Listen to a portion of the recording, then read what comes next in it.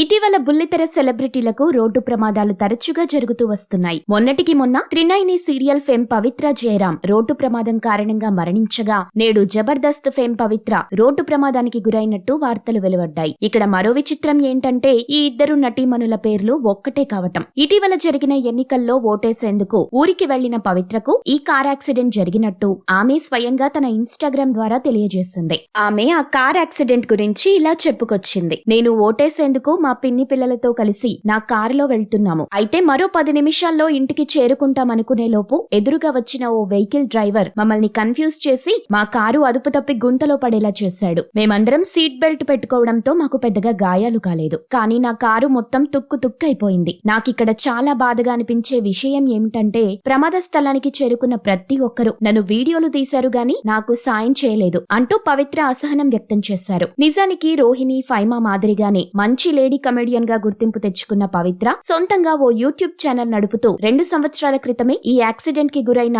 Hyundai i20 car కొనటం జరిగింది.